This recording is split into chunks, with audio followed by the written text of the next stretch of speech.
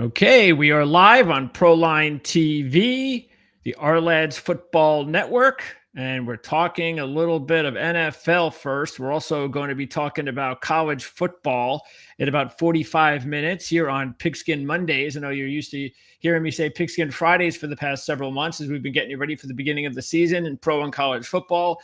But now it's Monday, Wednesdays, and Fridays, our first Monday edition, and we're still doing previews. We have 31 of 32 NFL previews that we are either finished with, or we have still a few more to go, including our show here today with our special guest, Sara Marshall, who is the editor of musketfire.com, covers the Patriots. And then hopefully we'll round out the 32 with the rest of the week.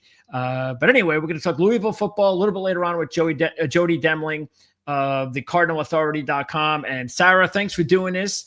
As we talk a little bit about the New England Patriots, and it seems to be a team that a lot of the media, Vegas definitely seems to be siding with as maybe a little sleeper team with the new coach, getting a little bit more offensive firepower, big offseason of free agency, and maybe one of the easiest schedules in the NFL.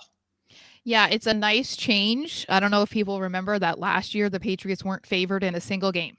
So the fact that we're going into week one even favored by a few points, I'm like, all right, it should be a better season this year. So that is exciting for me. Yes, I was going over the notes for the first all the week one games. That's one of the things that popped out at me. I was like, they weren't favored in any game last year. So this is Drake May's first time as a favorite in the NFL.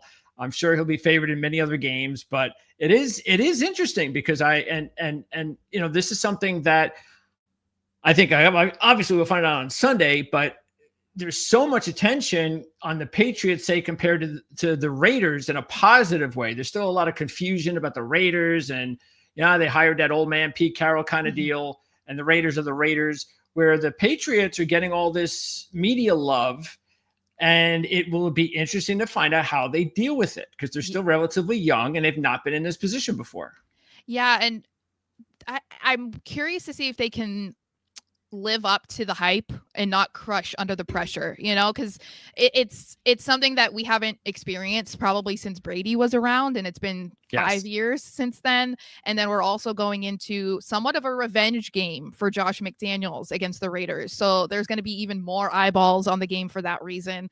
And that'll be a fascinating story to watch because I'm a Josh McDaniels believer as a coordinator, not as a head coach. So I'm hoping that he can bring that against his old team and show them like kind of what they're missing out on, Yeah, that's a good one. Of course, he's an assistant coach, but it still matters. You know how pumped up he's going to want to be to win this football game. And Pete Carroll, also former New England head coach. I'm not sure. I haven't done my research yet to find out. I don't know if you have yet to find out how many times he has faced his old team. I don't know off the top of my head. Actually, it's interesting. So that is one I'll do some research on before the game. But I'm sure he's faced him more. I'm sure he doesn't have any bad blood. Not Pete Carroll. And not this many years later. Yeah. He was just retired last year, basically. Yeah. So and now he gets a second chance. Right? It was kind of forced on him. I feel like it was trying to do good by him from Seattle, but I mean, they were like, hey, we want to move on. We want a new young guy, the fresh blood, like trying to follow the Sean McVay path. Yeah. And he still, he stayed on, but I'm sure that was just to be the nice guy and wait his time, and he got his opportunity. And so we'll see what happens on Sunday. Patriots are a 3-point favorite against the Raiders. Before we get into that game, let's take a look at the Patriots overall. We'll pop up the Ourlads depth chart for New England. Obviously, the 53-man roster that was settled, or as settled as could be, because it's in flux basically since last Tuesday, every single day since it was first announced. You get all sorts of movement on the depth chart. And here's the practice squad for the Patriots as well. Let's start on offense. Couple of key rookies on the offensive line can always get you a little bit nervous. But for the most part, talent-wise, what a big difference for the Patriots on the offensive line this year to last year. Huge. And I think the biggest concern obviously is depth, which has been a concern for the offensive line for a couple of years at this point.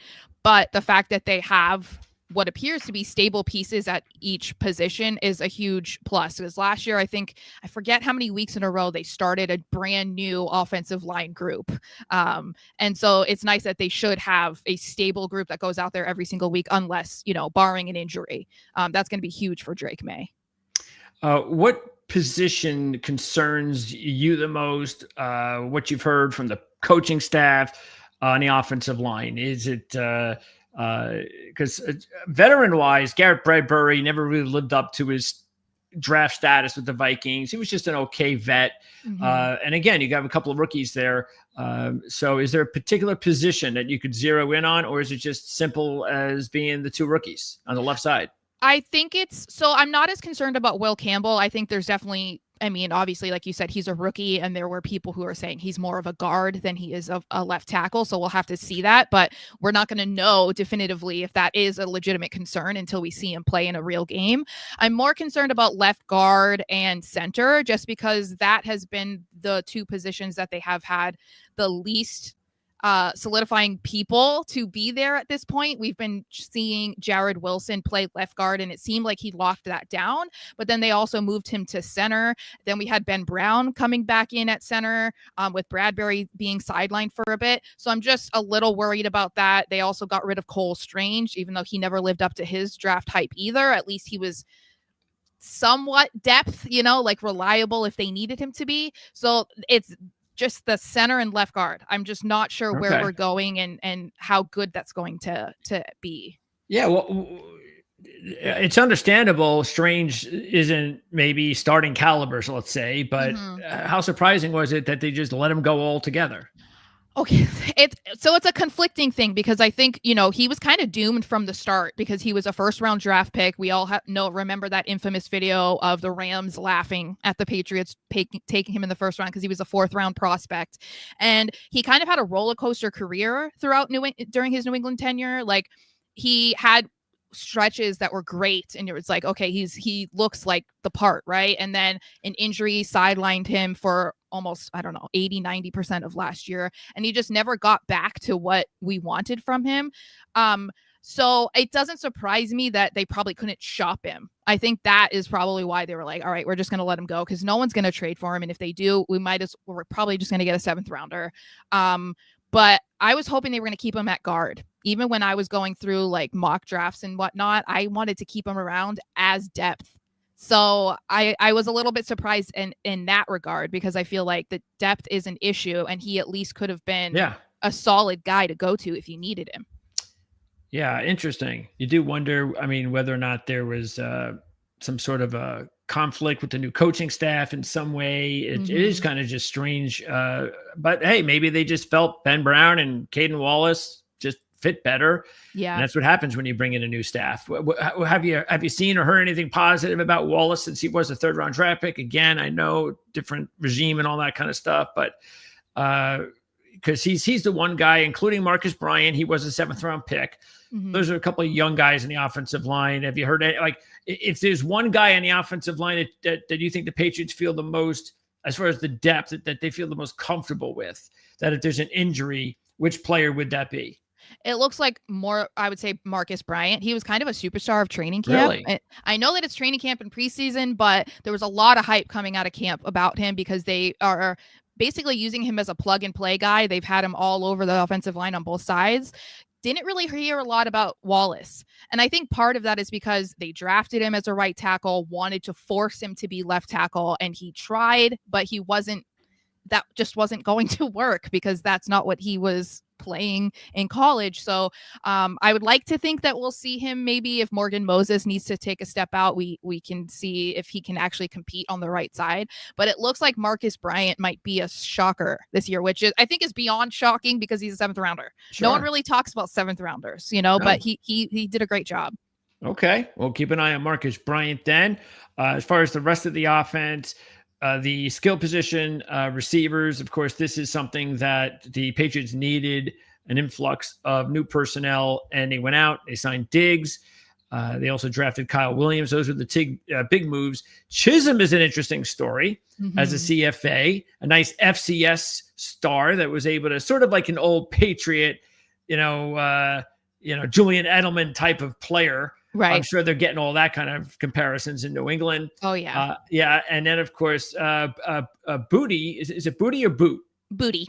Booty. Yep. I know that, of course, he was a big time player a few years ago in college. And then I forget what happened. He was going through some personal things and it just didn't work out for him, injuries. But it's nice to see that he's been able to find himself again and give himself an opportunity to be a starter in the NFL. Yeah, I think last year was kind of an unexpected turnaround for him because he was virtually invisible during his rookie year. He had a couple drops in the week 1 game, and historically Belichick does not do well with that and puts them in the doghouse. And that's kind of what happened with Booty. But he got 589 yards last year. So nothing great, but considering how terrible the offense was collectively last year, it was pretty impressive. And there are some people in the media that think that Booty might be a sleeper and be the guy that has a better season than Stephon Diggs. I'm not saying that I agree. I'm just throwing that out there. It's being said in New England media. And so he might be a guy to watch. Fantasy sleeper. Yeah, maybe. I mean, you know what? I hope that Diggs ends up being everything we want him to be and everything they need him to be. But if we could have a sneaky good guy out of Booty, that would be phenomenal. So how is Diggs looking right now? Anytime you come off a major injury like that, at his age, he's not young anymore. He's not old, but he's at that point where you just got to hope that he can be the guy, like you said, that, the talent's there, no question about it. So how's he looked? I haven't heard or seen anything to suggest that he's taken a step back. I mean, from the second that he was signed, he was already training. If it wasn't at the facility, he was doing whatever somewhere else with his own trainers. He's looked great. He's looked fast. They expect him to start in week 1, which is pretty incredible considering when he tore his ACL last year. So I think he's going to be good. I mean, fingers crossed that nothing crazy happens and he takes a step back, but I don't see anything suggesting that he's not going to be the wide receiver 1 that they signed him to be. And if you had to make a prediction on who you think is going to be the most productive wide receiver on the team, who would you pick? So if we're going off of training camp, I don't know if he'll maybe put up the most stats, but it looks like there's something really good brewing between Drake May and Demario Douglas. Douglas has kind of been an under the radar guy, but I think now that, you could kind of compare him to like an Efton Chisholm, right? And given their size and the way that they play, Josh McDaniels, I think, is like a godsend for Demario Douglas. So I do think that we're going to see the rise of Douglas in this offense. And that's really exciting because he's been very productive despite he's going into his 3rd or 4th year and he's had a different offensive coordinator every single season. So it's pretty incredible to see how he's able to remain consistent. Okay. So then you're going to pick Douglas. I think so. It's so hard because it's like Diggs and Douglas. I really think it's going to be them. Like, I think Booty will be a sneaky one. Okay. But I'm more confident with Diggs and Douglas for sure. Okay. So that would even make Demario Douglas a sleeper, a fantasy sleeper too. I mean, fantasy is not my forte, so I am not giving advice whatsoever. Well, it's just about production. That's all. Yes, if you think he's going to produce a lot more than anybody expects, that's all. I think so. Yeah. Okay. All right. And then as far as those other rookies, so what have you seen from Chisholm? Again, I know it's going to be a big jump from the FCS with the size and all that kind of stuff, but why is he? And again, maybe having, you mentioned McDaniels, maybe having McDaniels, and of course Josh knew how to use these guys throughout his coaching career, and anybody could do it. It's Josh. So what did he find interesting about Chisholm and you, and also with Kyle Williams? Yeah, I think with Chisholm, it's the familiarity with that type of receiver, the small slot guy. He's not necessarily going to put up the biggest stat line at the end of the day, but he's going to be there when they need him, very similar to a Julian Edelman, a Danny Amendola. So I think he'll be that secret weapon type of guy, maybe even taking some of that pressure off of Diggs, because Diggs is presumably going to be double teamed, or he's going to be the guy that defenses want to cover.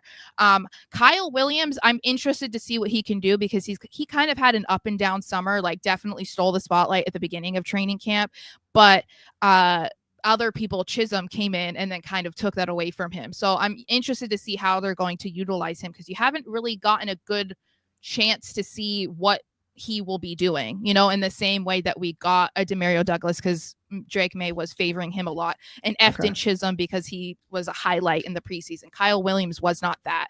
So I'm interested. I'm hoping he'll be exactly what we hope he is because he is a 3rd round pick. They used a high round pick on him. So hopefully it's not the curse that the Patriots have fallen into. I don't think there's any team, and it, has had more bad luck with receivers, especially first round receivers. So at least he's a 3rd rounder. Yes. So there's definitely no pressure in that regard. No. It's not a N'Keal Harry situation, which I'm very thankful for. Wow. Okay. Of course, Hunter Henry, we would expect that he's going to have another nice year. They developed good chemistry last year. Hooper's a nice number 2. Westover, is that just a depth tight end? Nothing more? I think he's depth and maybe potentially fullback. Josh McDaniels loves a fullback, and they don't have a designated fullback on the team. It looked like they were going to use the UDFA. Who was it? Not Land Larison. It was the other one.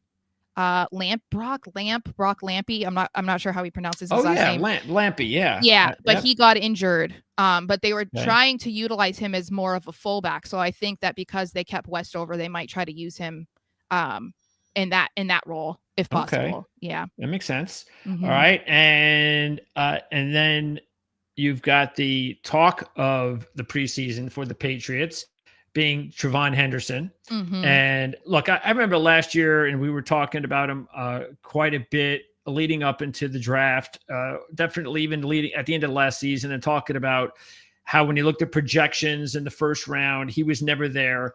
And the fact of the matter is, we just believe that there's one reason and one reason only that TreVeyon Henderson wasn't a surefire top 15 draft pick. His health is him being able to, hey, if I'm going to pick a guy in the first round, especially in the top 15 in the draft, I want to make sure this guy doesn't have any sort of, injury history like Henderson. Not that he's had major injuries. He's had a couple here and there, but for the most part, it's like he misses time here, he misses time there. Otherwise, the guy can do everything. And and as Patriot fans have seen, the kid is just explosive off the ball. It's just a matter of, can he stand the rigors of an NFL season and be that guy that they can count on? Because when you've got that much talent, you want to just keep feeding him the ball. Oh, yeah. So I can imagine he's definitely going to be given that opportunity. So I guess Patriot fans must be ecstatic about the possibilities.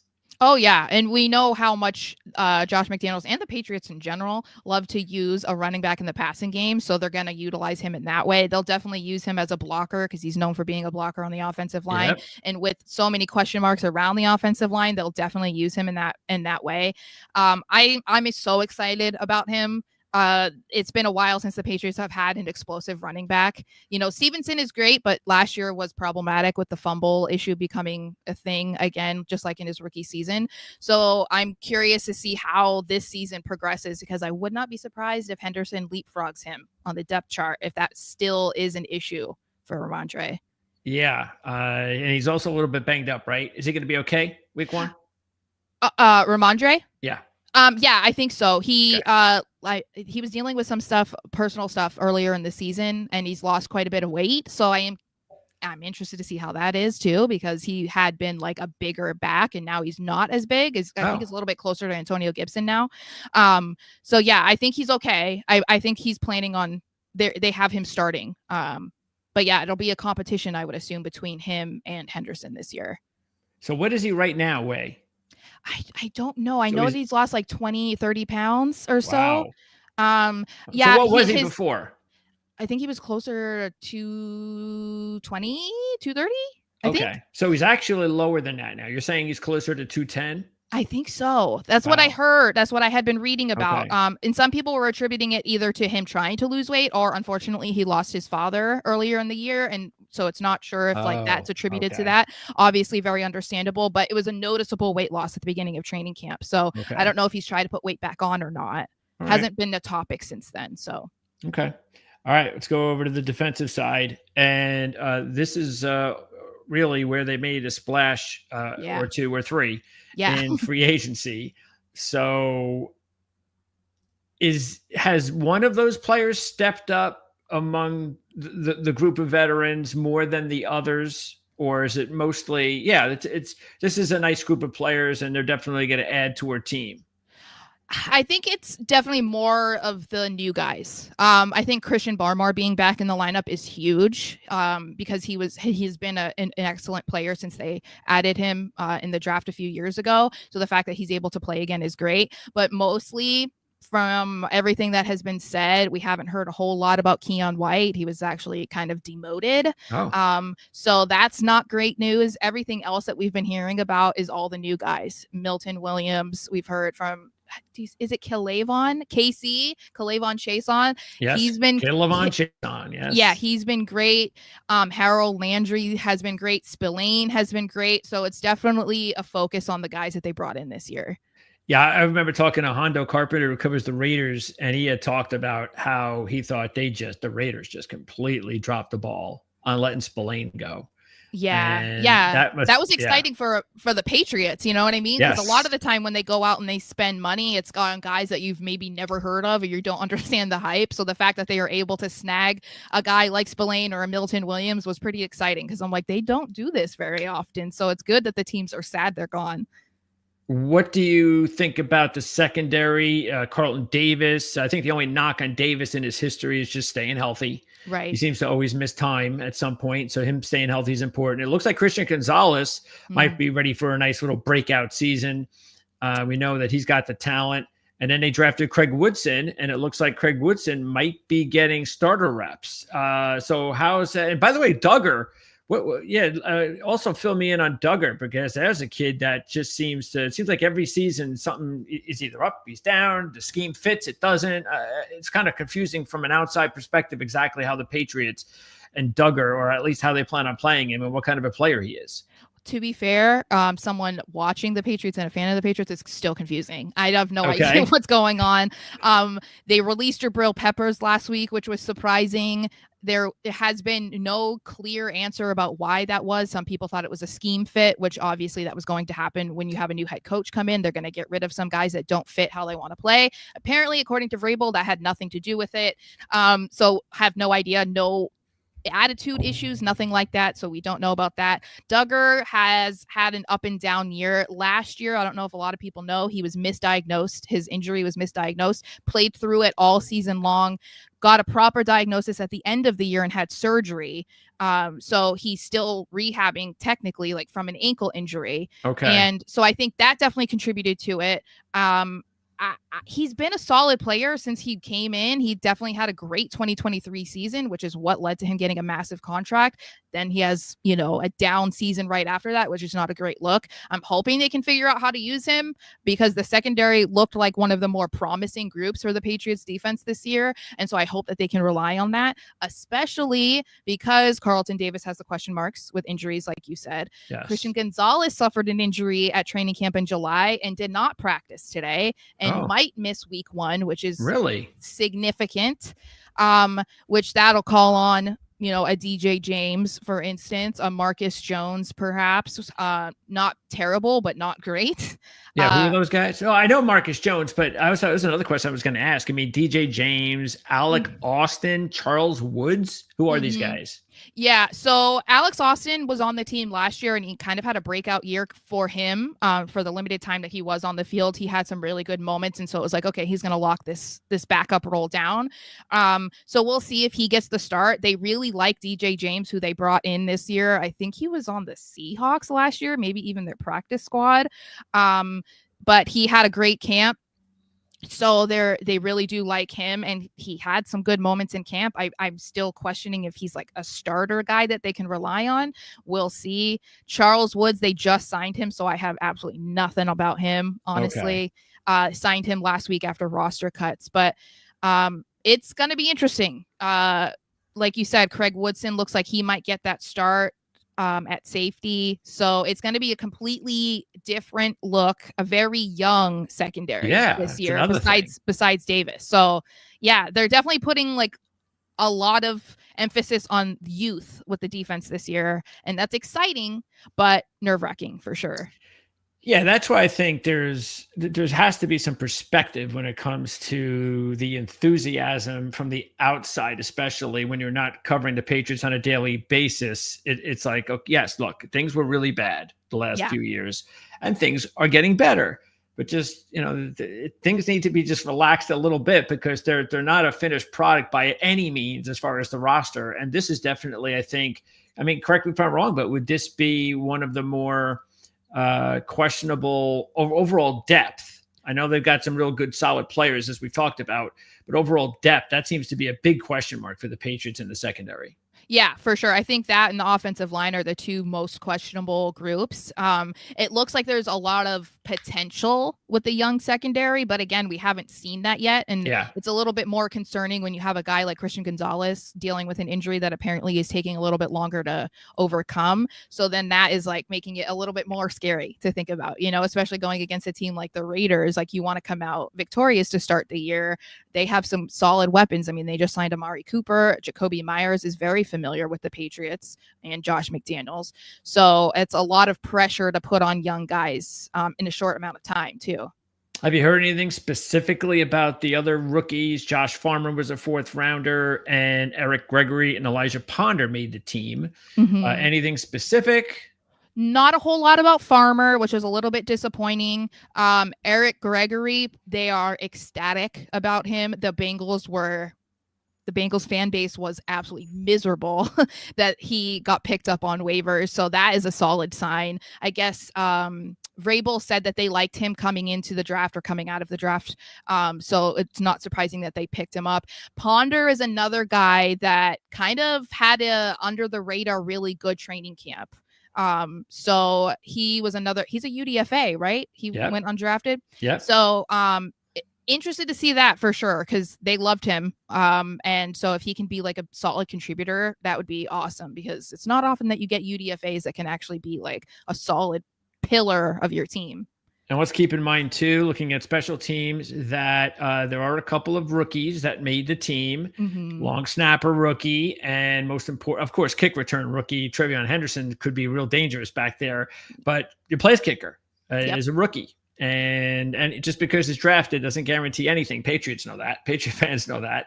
Yep. But the kid's very talented. There's no question about it. How's he look so far from what you've seen? Up and down, but there was a competition at kicker between him and Parker Romo. And I think that because it comes down to, do we keep the guy that was here last year? Or do we keep the guy we spent a 6th-round draft pick on? They went with the guy that had the 6th-round draft pick. But I think, he was considered the best kicker of the class. So that means something. He had a decent camp. They were neck and neck the entire time. There was just some moments where you're like, oh, okay, that's not great, because he missed a 49er or whatever. But it is exciting. I'm crossing my fingers again that they finally find a kicker, because they've been miserable since they got rid of Gostkowski. Then we kept Chad Ryland over Nick Folk, and then Nick Folk went on to have 2 of the most accurate seasons of his career with the Titans. Chad Ryland was a bust, and now he's a lifesaver in Arizona. So I'm hoping that he will be the guy for a long time.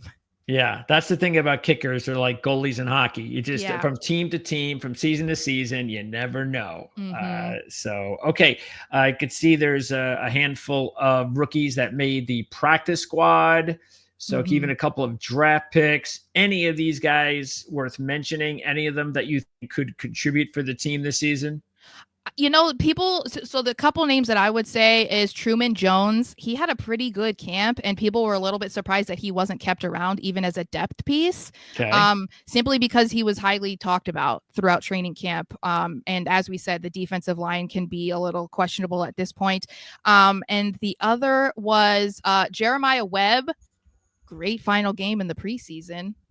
So they might be able to use him in some sort of way if the receiving corps does not live up to what they want it to be. So those are the 2 that I think stand out to me for sure. All right. Injuries. You mentioned Gonzalez. So it looks like he's iffy for week 1. What other injuries could possibly impact players from starting week 1? I think that's the main one. I haven't heard really anything about anyone else. He was the only one missing from practice today. So that's a huge positive. It's just unfortunate that he plays such a pivotal role in the defense that it's him that is missing time. So I'm hoping that he'll be okay to go. But it's one of those things where, if it's a little bit questionable, I'm like, keep him out. I'd rather have him around for the long haul than, have him force him into the first game. And looking at the players that were or aren't on injured reserve, Tavaya from at linebacker, I know he did not look good in Detroit earlier in his career, comes to the Patriots, and it really takes off ever since then. So he is designated to return? Yes. Okay. Is he the main guy, by the way, as far as all these guys in injured reserve? Is he like the only guy that really they might miss? Yeah. Everybody else, I know that Polk had a season ender, Dial had a season ender, Okay. but I think Land Larison looked like he was going to be an explosive option, but he's done for the year too. I think Tavai, he kind of a questionable guy in the eyes of Patriots fans because of some comments he made last year about the fans, but he was seeming to embrace whatever Vrabel was trying to do with the defense. And so whenever he's able to come back, I think he'll be a starter. Okay. Let's now take a look. Where are we? I'm going to take a look. Well, we already know what the line is. So they're a 3-point favorite at home. Mm-hmm. What do you think? What have you heard? I know it's early in the week, but actually the line's now gone down a little bit here to 2.5. So we'll At see least what happens. It's still in their favor, I guess. I can It just is. be happy about it's that. not. Yeah, that won't change. Yes. So they'll be the favorite week 1.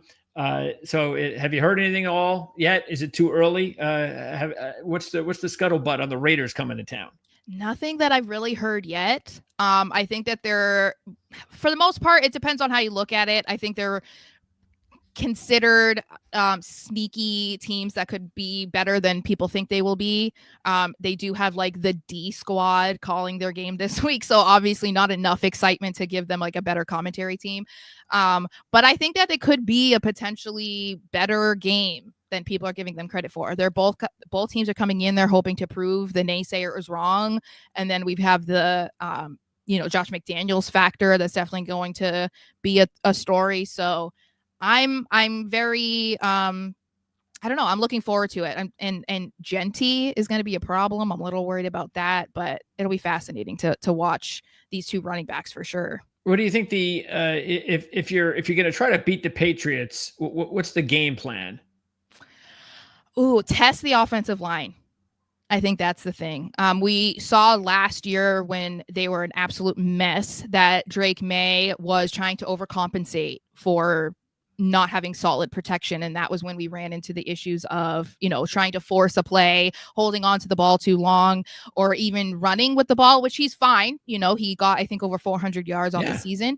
But it did lead to a concussion one week. And then, we don't want him getting hit unnecessarily. So if they can test the young offensive line, especially on the left side, they might get some more positive plays than maybe they otherwise would. And it might be a little bit easier because, as we said, the rookies on the left side, and Drake May getting nervous. But they're trying to keep him more focused and doing something that Mac Jones was not good at doing, and that's throwing the ball away. So let's hope that Drake May gets better at that. All right, win totals. The Patriots are at over 8.5. Mm-hmm. And again, which means that if you wager on them over, that is a winning season for New England. I think this would probably be more like 7.5, 6.5. If it wasn't for the schedule, as we talked about. And that's actually a big story. I mean, everybody's looking at the schedule and they see that again, I don't think it's as easy as people are saying, because the Patriots are not yet. They're not like a playoff team yet. So right. I don't think there's a lot of games that should be considered easy for the Patriots. But I get what they're saying. Mm-hmm. Taking a look at it just early. Raiders, Dolphins. I mean, really, if you look at it, just going over some of these games that might be considered tough, where they may even be a dog, like a guaranteed dog. Well, you got Pittsburgh. Mm-hmm. Here's the Bills. Or another early game in Buffalo too. And then, Tampa Bay on the road. Mm-hmm. Bengals on the road. Bills again. Ravens, that looks like the toughest one. Yeah. So really, there's only about 5 or 6 games that it looks like so that means there's about 10 games on the schedule that the Patriots might be a favorite. that they're going to be either a favorite, if they have a good season, they're going to be a favorite or a short dog. So I kind of understand where they're coming from. So what's the fan perspective as far as 9 wins or less? What do you think? Most people would guess 9 or under. Either is going to be the random optimist, that's going to say 10 or 11. I think some of that's just going to be the excitement of an improved roster, a much better and experienced head coach. I'm an optimist. I'm an eternal optimist when it comes to the Patriots, but I don't think we're going to do that much. I'm just hoping for maybe 8. I would like to just see progress. If they can double last year's, that's fine. If they miss the playoffs, that's fine. I don't want anything too crazy. I just want to see improvement and a solid foundation that they can continue to build on in the future. And I think that's what most people want. You won't see that online throughout the season. If you're a Twitter person, if you go on Twitter, you're going to see a bunch of miserable Patriots fans if they lose. That's just what it's what it's going to be.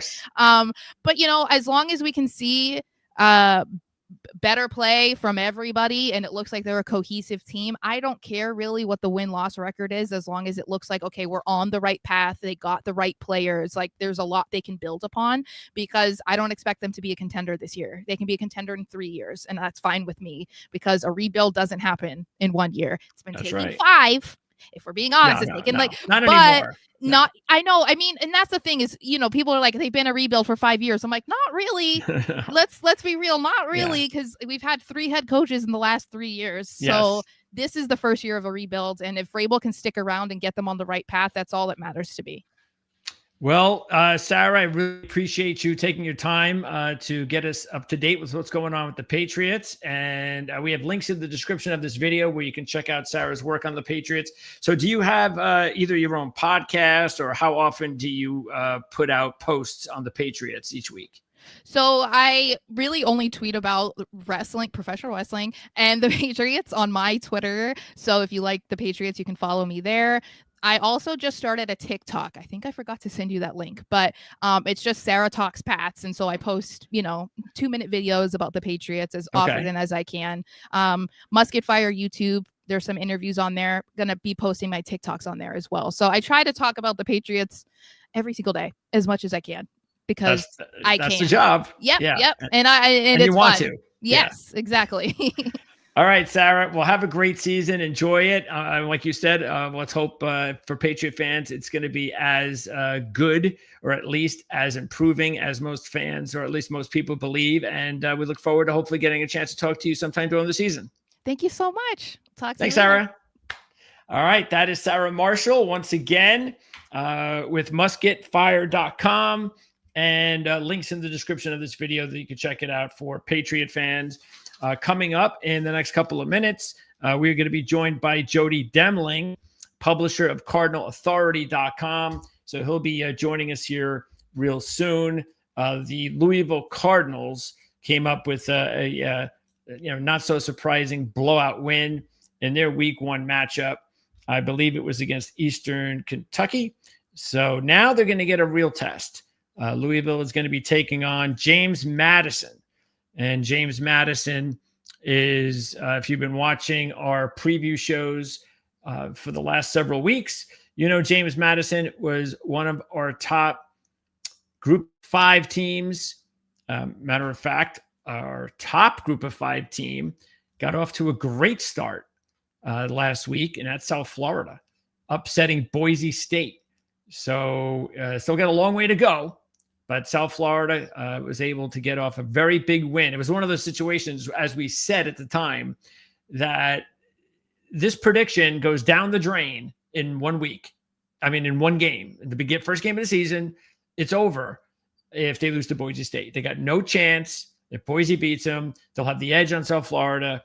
And there's no way South Florida will be able to jump over Boise for the opportunity of getting into the playoffs. And they didn't need to have to go down that road, because they had a very impressive win over Boise State. And so that was one team that we talked about that you really need to keep an eye on in the Group of 5. And one of the others is James Madison. So this is the contest that Louisville is going to be taking this week. And we're going to get into that in a little bit. Of course, there's still one more game to go in college football for Week 1. And that is the TCU North Carolina matchup. And let me see if I can pop up the lines here. Let's see, and I have to see if I can find because to tell you the truth, it's still 3.5. TCU is still a 3. There's right there. Our first game after tonight's game is the James Madison Louisville game on a Friday night at Louisville. The Cardinals are a 14-point favorite, and we get the opportunity to find out a little bit about that game and the Louisville Cardinals season by bringing in my special guest, talking Louisville football. You can find him at cardinalauthority.com. He publishes that website. Jody Demling. Jody, thanks a lot for doing this. Yeah, no problem. It's great. It's a whole weekend of football, so I'm excited. Football season, it can't get any better, right? No, This is it. And still a few more days away before the NFL season kicks off. But hey, we got college football to talk about. We have games that we could recap and new film that we could look over. So that's exciting. Talk about Louisville's opening game win against Eastern Kentucky. I know it's, of course, one of those academic, lower, series teams, and the score was indicative of that. But statistically speaking, it did look like there were some little issues here. I mean, the 3 interceptions by the quarterbacks. What did you think about the overall performance week 1 for Louisville? I mean, honestly, it was the stats are one of those games where if you don't know anything about it, it kind of lies a little bit, because it was 41-0 like that. And the starters only played. Isaac Brown ran the ball 6 times for 126 yards. Miller Moss played exactly 1 half. Nobody played more than 1 half for Louisville on either side of the ball. They played 92 guys, I think, overall on the afternoon and into the evening. And honestly, Miller Moss, they drive down the first possession, touchdown, 3 and out on defense. Colin Lacey, 93-yard kick punt return for a touchdown. Get the ball back, 3 and out, drive down and score again. They scored on their first 5 possessions. They had the punt return. And then at the end of the half, Coach Brom, coaches always want to work on stuff. They always want to know how it's going to happen. So he calls timeout, as it was the only drive, I think, in the first half. Eastern Kentucky had like 52 yards or 42 yards, and most of it came on the last drive. And so he calls timeout on 3rd and long, fourth and long, and to force them to punt late in the game. And then Louisville, Miller Moss, what's he do? He throws the worst pass of the night, a little too high, and it was a pick 6. So Louisville gets the ball back. Gets the ball back. It was a bad pass. It was a bad pass. Miller Moss went 17-25. It was a very bad pass. So Louisville gets the ball back, and then they hit 2 pretty good plays driving down the field. This is all within the last minute of the half. They drive down the field, and he throws a ball to Antonio Meeks that's just the perfect ball down to about the 16, 17-yard line. And Antonio Meeks lays out. He catches it, and as he's coming to the ground, the ball kind of comes out and it comes in the air. It hits the defender. It hits the receiver in the foot and then kicks straight up in the air, and some other defender picks it off for the interception. So it was a little misleading. They dominated this game like you would like to see them, but the turnovers, that's 12 penalties and 3 turnovers in the opening game. Now, that's not going to be good. 5 of the 12 penalties were on special teams. Now, they had over 200 yards of return yards in special teams, even with 5 penalties, 4 of them being holding. One was a personal foul where there was a little, mix up on the sideline going on. So things like that. So I'm really, when I look back and I watched it again, I was actually even more impressed when I watched it again of the first half. And I didn't watch the second half when a lot of the penalties and a lot of things happened in the second half with all the second string and third string. And, there were guys that, quite honestly, there were 2 guys that most people didn't even know were on the roster. They were like late additions, one a walk-on kicker or a punter, and one a defensive lineman who was a late addition. They weren't even on the roster until here recently. So everybody got to play, and that's the one thing that I think Jeff Brom has really done in his 3 years here, and he did it at Purdue, is if you get into a game like this, you're going to play. 2 years ago, against Murray State, they played 9 quarterbacks in one game. Yeah, wow. 9 quarterbacks. I didn't know you had 9 quarterbacks. He had 9 that first year. Everybody wants to be a quarterback. Can't get 9 anymore. No, they were mostly most of them were walk-ons, but Okay. but again, in this one they played 5 quarterbacks. You know what I mean? So they played the top 3 guys, and then a couple guys got snaps at the very end. So he's really big about rewarding his guys with the opportunity. If they get the opportunity, Sure. you're going to go in. You're going to go in the game, and everybody did. But I was really impressed with Miller Moss and how he did it, and how he improved from the beginning of when he got here until now, and through spring ball. You could tell in spring game it was a little kind of iffy. He had never, it was funny. He's like, look, I've never been in a huddle. He's like, I've always done things at the line. I've never really had to call out a play. And you don't think about little things like that are different. Yeah. But Jeff Brom is like, look, this is, if you're going to play at the next level, you're going to have to do this. So this is what you're going to do, kind of thing. That's great. And Miller said he has learned a lot from them, and you can tell he's gotten better. And I'll say this: I think their defense is a little bit better than I anticipated. Okay, that was a big question when I was looking over the team myself going into the season. It was like, well, it looks like they've got some definitely weapons on offense with Moss and Brom, and they're going to be fine there. But I was looking at the defense and wondering if that was going to be maybe their downfall. But so far, so good. Yeah, and I think it's up front more than anything. Rene Conga is a massive dude in the middle of the line. He was a transfer from Rutgers last year, and he's the guy in the middle up front, and he's done a really good job. He's about a little over 300 pounds now, and last year didn't have to do a whole lot because they had guys. They had some older guys that were in the middle, and he played some, but not a lot. But then you look right next to him and Jordan Gerard. Those two guys, Jordan Gerard, as basically, I call him he's not in their system, he's not a nose tackle, but he is what you would think of a traditional kind of nose tackle guy.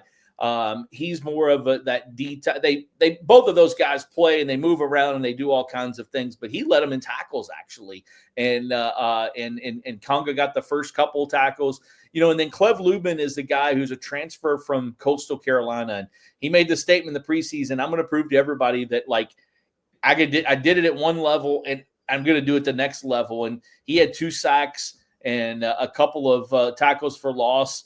He had 9.5 sacks for Coastal last year. And he said that like, hey, I think I'm one of the best. I believe I'm one of the best rush guys in the country. And he's out there to try to prove it. And then Wesley Bailey on the other side is the replacement for Ashton Gelati. And he's a transfer from Rutgers. He and Conga, it's kind of funny. He and Conga are both Canadians. And they grew up together. They grew up together in Canada as buddies. And both ended up at Rutgers. They went their own way. One came to, I think, to Florida, and the other one was up somewhere in the north and played at prep schools. They both got to Rutgers, and then now they're both here at Louisville. And I tell you what, Bailey is, Ashton Gelati was really good for Louisville, as people are seeing now in the NFL, just how good he is. But Bailey has been, he's been a bright spot. And those guys up front, they have depth with Denzel Lowry and Jerry Lawson. And then you look at Adenaja Green. He's a guy who we've been waiting for. They call him Sticks because he was 205 pounds when he got here at Louisville. He's now about, I'd say, probably 255, maybe pushing 260 now. And he had a big game the other day. So up front, they're a lot better than what I thought they would be. And then the linebackers are just solid. Antonio Watts, TJ Quinn, Stanquan Clark. You throw in Caleb Perry, a transfer from Tennessee, and TJ Capers, who is the 5th highest rated recruit in Louisville football history.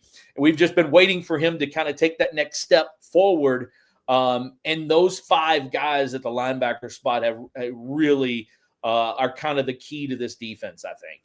So that's Capers? That's Capers, yeah. Okay. He's a Miami kid who skipped he was one of the top 50 guys in the 2025 recruiting class, but decided to skip his senior year of high school, enroll early at Louisville. He had a knee injury, knew he wasn't going to do anything that year.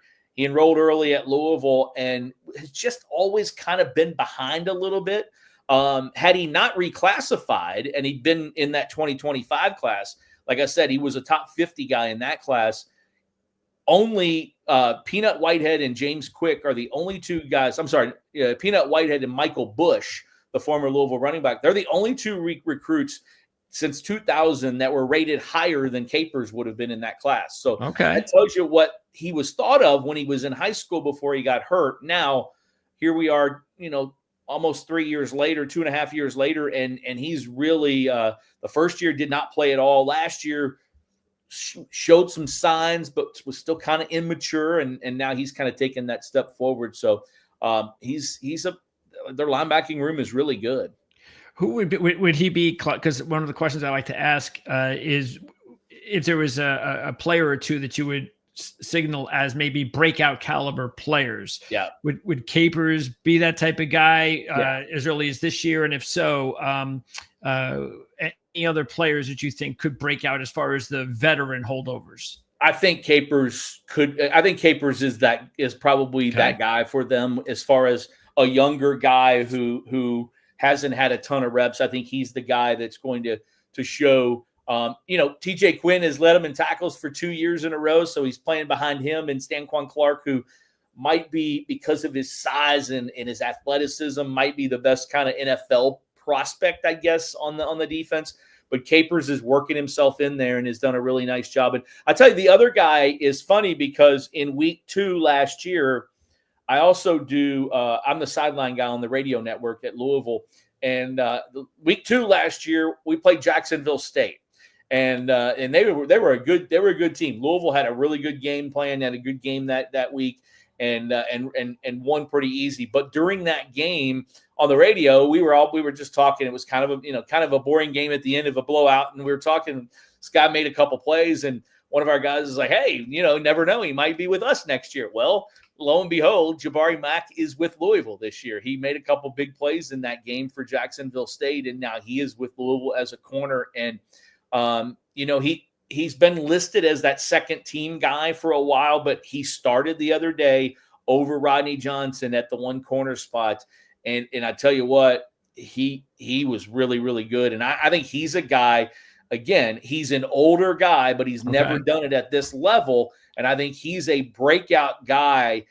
He is a breakout guy from Jacksonville, Florida, that really is an older guy, but nobody really knows a lot about him, and he's going to be solid, and he was the other day. And I look for him to be kind of the big guy in the secondary as far as the corner spot goes. What is there a particular position on defense that concerns you the most, or is I do still think it's the secondary. I think he's made a jump.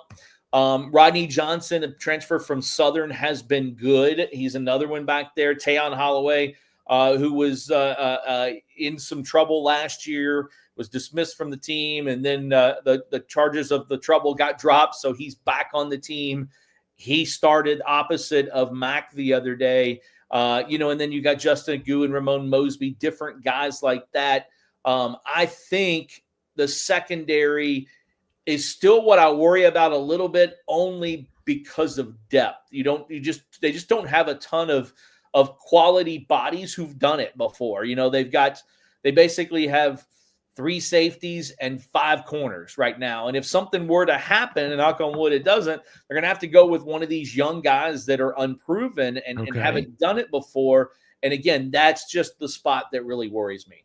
Is there and again, this is, I guess we haven't updated this, so it's Holloway. Holloway, yeah, Tayon Holloway. Tayon Holloway, Tayon Holloway is started at the one corner, and Justin Agu was backing him up. And again, it's like I said, it's just a matter of staying healthy in that group, in that position group, staying healthy, because they can make plays. I mean, D'Angelo Hutchinson, JoJo Evans, and Corey Gordon give them 3 really good safety opportunities. You know what I mean? Like guys that have played a lot of ball, the guys that can make plays. It's just a matter of staying healthy.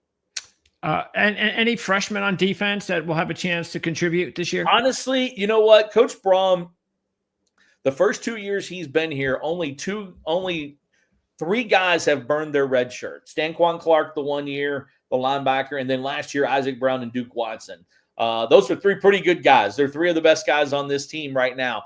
I I have a hard time seeing anyone in the freshman class burning their red shirt. They really, really like Cameron White, the linebacker, but they're deep at linebacker, so they don't have to put him in there. Okay. They love Eric Hazard. He's a defensive end, but he's behind Bailey and a couple other guys there, so I don't know that you'll see him. Antonio Harris is the one guy. Antonio Harris was kind of an all-do-it-all athlete at Male High School here in town. He is a legacy guy. His dad, Nate Harris, was a really good linebacker for Louisville back in the day and played in the NFL. Antonio Harris was a quarterback, a receiver, a running back, a punt return guy, kick return guy, a linebacker, a defensive back, wherever you want to put him in high school, he did that. He's kind of one of those guys. I think he's found his spot in the secondary here. He didn't play a ton the other day because, like I said, none of the freshmen really played a ton.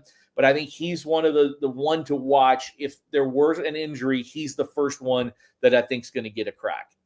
Okay. And then on offense, you mentioned Brown and Watson. Of course, Brown is he had to be considered one of the most underrated freshmen in the country last year because of just where he is. And but wow, that's you've seen a lot of good running backs. How does he compare? He's really good, and I'll tell you this. He's so good he's so fast. He's so elusive. He's so good, but it's kind of helping him, and he would be the first to tell you. It's kind of helping him that he's got a guy like Duke Watson right behind him who led the nation in yards per carry last year as a true freshman. He didn't get on camp. Duke Watson didn't arrive on campus last year until August 1st. Wow. So he's not a guy that even enrolled. Isaac was here since January. Duke arrived in August, and he did all that last year. So I think those guys push each other. And then there's a third one, Kewan Brown, who is a kid who he's a little bit, I wouldn't say he's not really bigger than those guys. He's just a little more physical maybe. Okay. He's not the fast. Those two guys are shifty and fast. He's a little more physical, and it's really a three-headed kind of monster. You know what I mean? And it's kind of crazy, but I think they've helped each other get better because they know if they don't do it, they're coming out, and it doesn't matter if it's Isaac or Duke or Kewan. If they don't do it, they're coming out, and it'll be interesting. 6 carries for 126 yards and 2 touchdowns for Isaac the other day is a pretty good start to the season. And again, I think he only played, I believe it was 15 snaps. I think Kewan had 21 snaps, and he was the running back with the most snaps. Kewan Brown was. Duke Watson only ran the ball twice and only had 2 yards, so that's going to bring his per yard carry for his career down. And it was up there in the national leader, but but he caught a ridiculous ball in the end zone. I'm not sure how he caught it. A 30-yard touchdown pass from Miller Moss. It was a perfect pass, but he had a defender on him, and Duke made a catch. That's what makes those two, meaning Duke and Isaac, so good, is they're so good at catching the ball out of the backfield. I think last year Isaac Brown was the 4th leading receiver on the team, and Duke Watson was like the 6th leading receiver on the team. They had some pretty good receivers, on that team last year. So those guys are not only good out of the backfield, but they're good catching the ball out of the backfield as well. I love those three, and I think you're just going to see them continue to feed. It'll be interesting how they determine who gets this and that for every night. It's like, it'd be great if they could all score a touchdown in every game like they did the other day. It's not going to be like that. But, in the Clemson game last year, Isaac had a huge game. Duke was okay, didn't play as much. If I remember right, he was a little nicked up. But Kewan Brown, it was a goal line situation and in still a real key part of the game, and they put Kewan Brown in there, and they're fine with putting these guys in there, and he scored a touchdown. You know what I mean? So these guys are all three really, really talented backs, and this day and age, I'm shocked that they're still all three together. I mean, that's what see. You know what I mean? So far, exactly. For 2 years, you're going to have all three of these guys, and that's pretty amazing. And speaking of Moss, we know that he's got the talent, USC, all that. What is it about what you've seen so far, and maybe even heard ever since he's transferred over, that he needs to do to become a better quarterback? Well, the first time we ever saw him, he was throwing 6 touchdowns against Louisville in the Holiday Bowl. So it was it wasn't fun back there to watch, but now looking back, it's like, oh yeah, that's our guy now, Yeah. But I think the thing of it is, again, it was just, there's some differences in the nuances, some, calling plays out of a huddle. The terminology that Coach Brom has, it's a little, it's not really dink and dunk kind of thing, I don't think, but they like intermediate things. They like the short routes and intermediate routes, and then take a shot down the field. And Miller said that just little things like that he has to get used to, that he has to adjust to, and he's probably going to run it a little more than Tyler Shuck did. I remember last year, people were like, oh, Tyler Shuck's never going to run the ball. And then in a Notre Dame game, when you didn't think he was going to run the ball, they were backed up in their own end zone. And Tyler Shuck goes for, I think it was 52 yards. And it would have been the biggest play of the game had, when he came down, the ball not popped out and he fumbled. You know what I mean? Course. So Louisville's got the ball in plus territory going in to go up 14-0 in the game. Early in that game, and instead it's Notre Dame ball, and then they score a couple plays later, and it kind of changed things. So Tyler didn't run it a lot, but there were times when he did. Miller's not going to run it a lot, but I think there's going to be a couple more times that he does. He is a pretty athletic guy. And again, you don't see him doing it a whole lot in that, but I think he's going to do it more this year than maybe what we've seen. He scored a rushing touchdown the other day. The play kind of broke down, and he just kind of went out there, and it's like, hey, you know what? 8 yards. I'm going to go in for a touchdown. And again, that's just his athleticism. But he's been professional in everything he's done. And I'll say this: I love Tyler. Jack Plummer was great at Louisville 2 years ago. When they brought him in, Jack Plummer did all the right things and played a really fine season. There were some ups and some downs, but I mean, they were right there in the ACC championship game, and we're in that game. Tyler Shuck, when he got here, was a little more professional, and I just mean like he just seemed older. He seemed, and he was that veteran guy. He had been through a lot. He had been through a ton of injuries and a ton of different teammates and a ton of different coordinators and coaches and all that. And you could tell that last year with him. With Miller, I won't say he's more polished, but I think he's got that professionalism with that swagger. And it's that Southern California, it's that California swagger that he kind of has. They call him, they just say California cool is what some of his teammates call him. And he does have that, and you can kind of tell out there on the field, and I'm excited to see them progress and put some more things in the playbook, and do some things. The other thing I'll tell you, what he also told us at the ACC Media Day, what's different is that Coach Brom has so many trick plays in his playbook. Oh, okay. There's so many different things, and Miller was like, it's different, but it's a lot of fun. Yeah, a lot more fun. Creative. And really, in the first 2 years of the Brom era here at Louisville, we've seen a few, but not many. But boy, when he was at Western Kentucky, for real, and then those couple of those years at Purdue, it was like left and right, and the throwing to the tackle, and fake reverses, this and that. I mean, there were so many different things, and I think you'll see more this year with Miller. Does you mentioned the different ways that Shuck teaches his quarterbacks. Does Moss clap for the snap? You know what? Yeah, I can't remember now. I know it's such a familiar thing now. Yeah, I if you wouldn't have asked me that, I could have told you, but now I can't even picture. Yeah, I bring that up because that is something I was reading about John Gruden, and I'm glad somebody finally said it. But John Gruden talked about how he hates it, and it's because it's part of how coaches have taken way too much of the responsibility for the coach for the quarterbacks, and the quarterbacks are coming into the NFL unprepared, just like you said. I don't think he does. I really don't think he does. I can't remember. I can't recall from the other day, but I don't think they do. Yeah, and that's one of the things that that prepares you more is not clapping. Is getting under center even more, or just getting the cadences the way and being more control of the offense. And And I think when you really look at this coaching staff, I mean, Jeff Brom played the position in the NFL. The offensive coordinator and the quarterback coach, Brian Brom, played the position in the NFL. But then you add another mix this year for all those guys on offense, and the fact that Deion Branch played and was a Super Bowl MVP and played at the highest level for so many years in the NFL. And now he's part of this staff as a wide receiver coach. And I think those three kind of bring a lot of NFL nuances to this program. Yep. Teaching the kids, and it's also great for recruiting. And speaking of the quarterback position, and do they have someone on the roster right now, like a young quarterback, that when Moss leaves, that boom, hey, this guy might be our guy next year?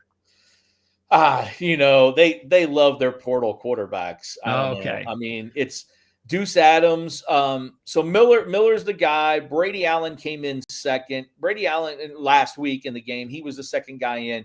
Brady Allen's a guy they really like. He's been with them since at Purdue. He actually went into the portal this year and then decided to come back. And when Pierce Clarkson left Louisville, Brady Allen decided he was going to come back to Louisville this year. So this is now his fourth year in the system.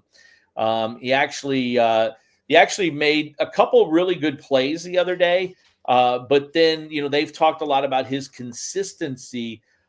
He was 6 for 9 with a touchdown, 69 yards the other day, but then he threw one pretty bad pass that was picked off, that was intercepted. So it was consistency.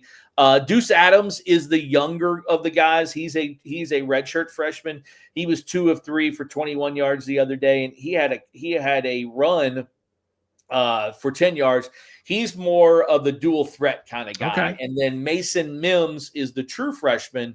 He did not play the other day, but he's more of the bigger drop back passing kind of thing. So it'll be interesting. They've got one Briggs Cherry is a kid he was in the Elite 11 this year, who's committed to them, and a bunch of schools are trying to get him to flip and not come to Louisville in this current recruiting class. Yeah. So it'll be interesting to see kind of how they handle it. This is the one off season where I don't think they've had the quarterbacks in the room that they felt like, okay, should we take a transfer or should we not before? But now I think after this year is when they're going to have to answer that question for the first time. It'll be interesting. A couple more questions, and then we'll close out with the James Madison game, and that is, how's the offensive line looking? Good. A lot of guys. And I think they struggled a little early on in fall camp with the right mix. They think they found it right now. They're still missing a couple guys right now that they should get back here soon. But Pete Niagara is the center.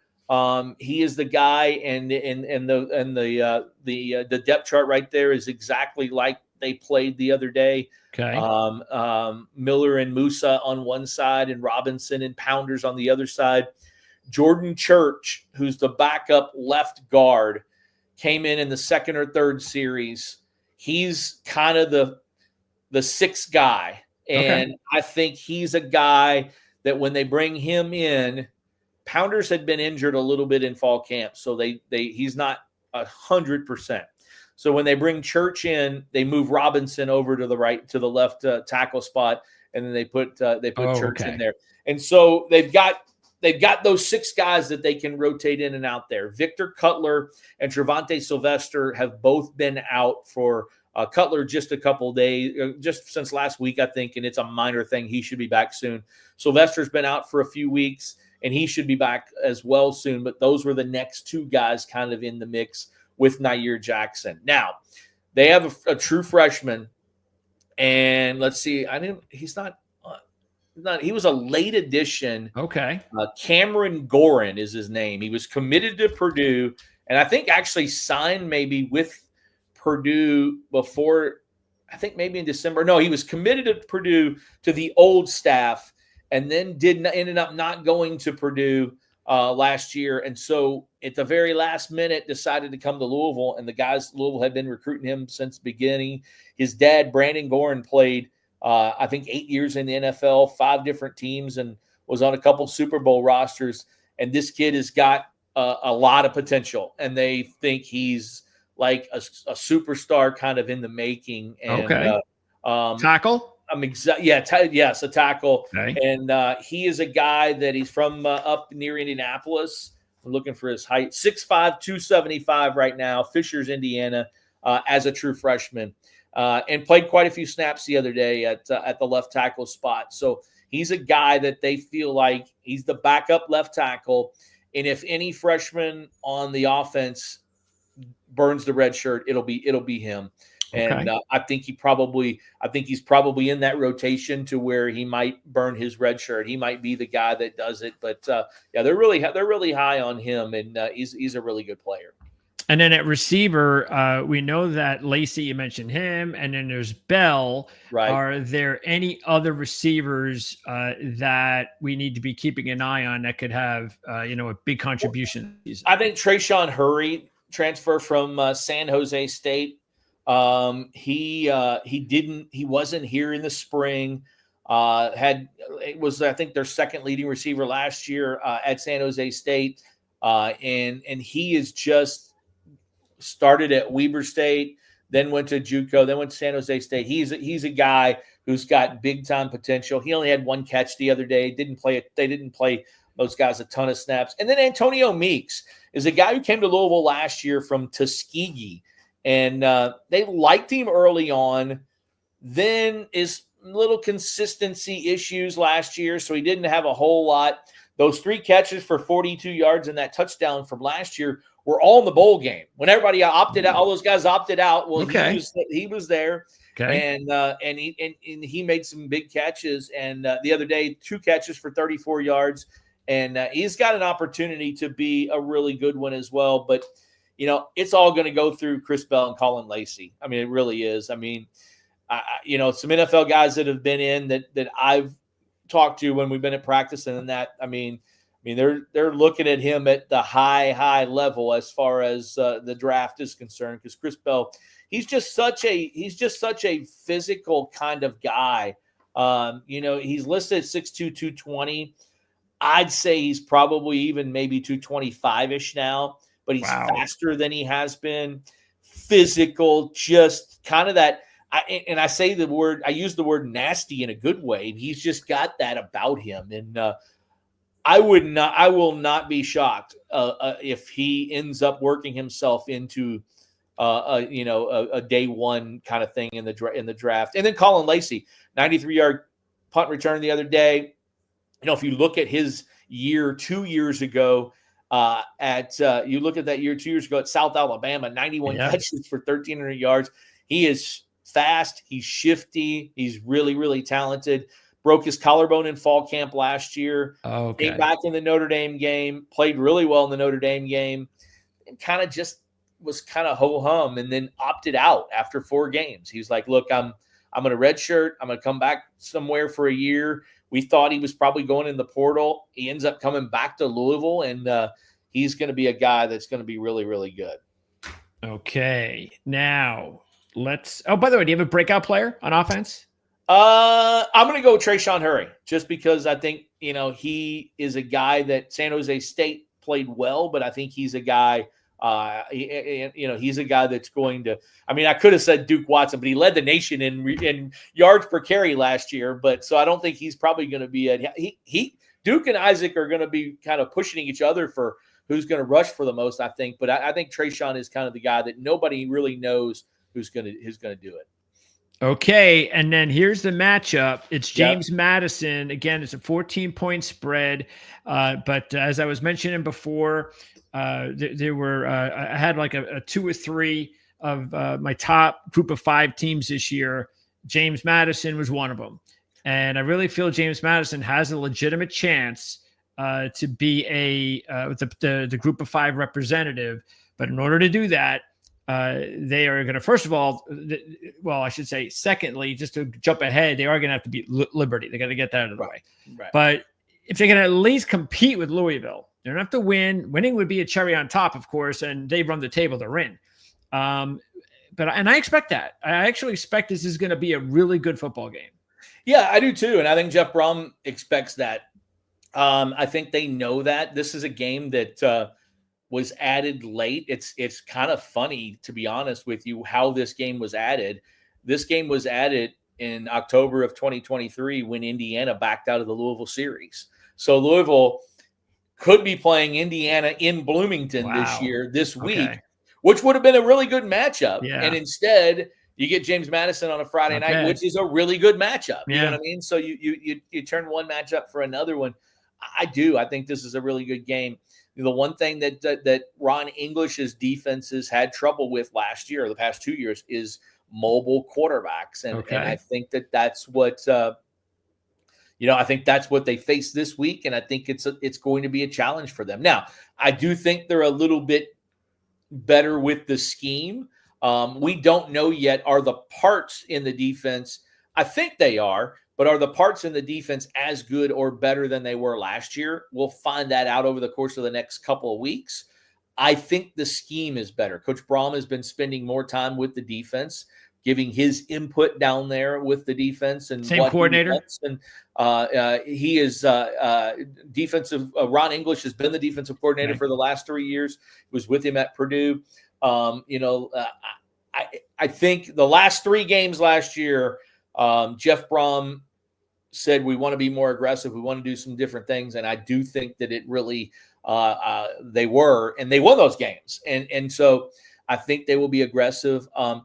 Here's what I think is the difference in this game. To me, to be honest with you, the difference in this game is a little bit of the top end speed, and I mean that in the return game and with the running backs and the receivers at Louisville. I think when you say Colin Lacey, Chris Bell, Isaac Brown, Duke Watson, those guys, there's probably Louisville has more of those guys. Not that James Madison doesn't have it. I think that's the difference, and I think those that's are why top guys. Yeah, I think that's why Louisville wins the game. But I don't think it's going to be 70-50 like it was. Was that week 2 or 3 last year? James Madison against North Carolina. It's not going to be 70-50. But I do think that it's going to probably be a pretty high scoring game, and I think Louisville does pull it out in the end. But it's going to be a good game. It's going to be a fun game. And look, this Louisville program, when Tom Jurich was the athletic director, back when Bobby Petrino was here the first time, and John L. Smith was here, and different things, this program was built on Thursday and Friday night games back in Conference USA when they used to play. They had to play on Friday night because you had to, you wanted to get on TV somehow, some way. This program was built on those Friday night games, and this fan base gets jacked up still for those Friday night games. So I expect this is going to be a massive this week. I expect this game is going to be just ridiculously intense because of the Friday night. Yeah, they've got an interesting quarterback situation. I know Barnett is the real one. I think that's the dangerous one, even though Chris Sluka had that great start of the season last year with UNLV, and then we all know what happened. And so now he's back with the coaches that he was with a few years ago. And Petaway is that North Carolina running back transfer who looks really good. So they got some nice players. But I agree with you because, as you can see here, there's a whole bunch of players in orange. And that means that these are all transfers, especially on defense, and they are relying on a lot of transfers, a lot of FCS transfers. Now, these are guys that are, good FCS players that are moving on to James Madison, but we're talking about Louisville here in the ACC. And that's the other thing too, is I mean, how about a heck of a starting week for the ACC? Clemson lost, but that's okay because they won the conference last year. But to have these 2 big wins by Florida State and Miami really is important for the conference. It really is. And honestly, this is a big game for the conference. This Louisville game is a big game for the conference just because you don't want it. There's a lot of positive momentum right now. And I think Louisville's one of those teams. While Louisville's not picked to win the league, I look at Louisville as one of those teams in that second tier that you just don't know. Are they going to finish second or third? Are they going to finish 4th, 5th, 6th? Or are they going to finish a little bit out? And I think this week probably solidifies, to me at least, of the first games. Look, they got a bye week after this, okay? And then they've got Bowling Green. And then they've got, Pittsburgh and Virginia before another bye week. So they've got a manageable schedule after this before they go into Miami after bye week when Miami's coming off of Florida and Florida State in back-to-back week. So Louisville's got a manageable schedule, and you've got a game where you got a little bit of an advantage there going into it later in October. So if you can get this one for Louisville, it really kind of sets you up and I think puts you for sure in that second tier of those teams in the league. Agreed. And this is what we really will find out. A big jump up, of course, from Eastern Kentucky to James Madison, but we'll have a much better idea of Louisville's defense has improved, like you said. And that is going to be, I think, the big indicator on whether or not they can compete with the top teams in the ACC. Yep. Still a long way to go. And if they do run that table, like you were talking about, Jody, then anticipating this could be a really fun year for Louisville. And I look forward to the opportunity of maybe getting to talk to you again, especially later on down the road with all those big games coming up. So I really thank you for taking the time to talk to us today. No problem. And they're all on Friday night too. So I mean, okay. Good. Louisville, this one's on Friday night. Miami's on Friday night. Clemson's on Friday night. It's like what it's the Friday night show for Louisville. They're getting back to the Friday nights. Getting back. Exactly. I like it. Yeah, especially I appreciate you having how many me. are at home? They play Clemson. They play Clemson home. They have 8 home games this year. Okay. So 8 home helps. games. The first 3 are at home, then 3 of the last 4 are at home. But yeah, the Miami game's on the road, but the Clemson game is at home in the first weekend in November. So well, those would be some really fun games to cover then. So we'll have links in the description. You can check out Jody's work as well as his social media. So again, Jody, thank you very much. Have a really good start to the season, and hopefully we'll talk to you down the road. Yep. Thank you. Appreciate it. You got it, Jody. Thank you. Jody Demling, again, publisher of CardinalAuthority.com. So check Jody's work out there. Good to talk to him to find out what's going on with the program at Louisville. And it's always great to have someone that's been with the program like Jody has been. He does the games, as he says. So he's really familiar with the players and the program. And that helps us out as a channel to give you the very best coverage that we can and to get you up to speed with what's going on with as many teams as we can cover one-on-one with these team analysts in college football, because it's going to take us a while to get to, what is it? We had 135 teams or something like that. I trust me, it'd take a long time before we get to Missouri State. But maybe we'll get there. Okay. But we are close to doing 32 NFL teams. And Sara helping us out with the Patriots today. I got to tell you, Patriot analysts out there, whether it's writers, podcasters, whatever the case may be, they are I don't know what it is. I don't know if there's a bias. I don't know if there's a conceit. I don't know what it is, but it's very difficult to get Patriot guests, Patriot analysts. So I was really happy when I heard that Sara could join us today and get us up to speed. So as of right now, we have 31 NFL team, again, either have that we've already scheduled and already interviewed. You can check it out on our NFL section here at ProLine TV, or that we are going to complete this week. And later on this week, we still have a few teams lined up right now. Matter of fact, you can check out on ProLine TV after you become a member. Make sure to hit that notification bell, because that helps for whenever you get messages, like when we put out our weekly schedule. We put out a weekly schedule on Mondays. Sometimes we'll do it on Sundays too. So you can see what our video program schedule will look like for the week. And so, or you can just go directly yourself to the message board, the community message board for our channel at ProLine. And you could see, because next week's will even be a more definitive look, because next week will be the week that we have the schedule looking exactly like it'll look all year long, as far as the specific shows that each one of the handicappers, Mark Lawrence, Jim Feist, and I, of course, I'm not a handicapper, professional handicapper like those guys, but they'll have their schedules all set. Matter of fact, Jim and Mark will join me on Fridays on this show, Pigskin Fridays, 4:00 this week. We're going to let you know what's going on every Friday before the Saturday, Sunday games in the NFL and college football. So that's our last opportunity to give our picks and feedback on what's going on. And you also want to check out this week, of course, because we still have those interviews I'm talking about. So we still have a few more to go. And there's only one team, that I have not finalized yet. One. So my guy just couldn't do it. He's excellent analyst. He's been covering this team for the last couple of years, but our schedules just have not worked out. So I have to find a pinch hitter. And so I'm working on that right now. And if I can get that done within the next few days, then we will have all 32 team NFL previews for you with only a few more days to go before the start of the season. So we will talk to you again real soon. I'll be back on Wednesday and Friday for more Pigskin Wednesdays and Pigskin Fridays. Not sure anybody's going to join me on Wednesday. And that show, by the way, will come right after the Jim Feist show, the Jim Feist handicapping show that he does at a Las Vegas restaurant live. So that live restaurant show will be at 3:00 in the afternoon. I will be on right after that. So, once that show's over, a couple minutes later, boom, I'm on. And so Wednesdays will give us an opportunity to maybe even go over initial plays, games that you want to watch and look forward to for the upcoming week in the NFL and college football. And then, of course, I'll see you guys back again on Friday. Look out for interviews tomorrow morning. The next show will actually be me interviewing Cole Thompson, who covers the Houston Texans. And again, if you want to find out the rest of our schedule, go to the message board and check out the schedule so you know exactly. Who knows? Maybe your favorite team we still haven't spoken about, but check out the NFL section or the college football section for all the other interviews that I've done. Season preview interviews with our NFL analysts and college football analysts. So again, thanks to Jody Demling. Thanks to Sara Marshall.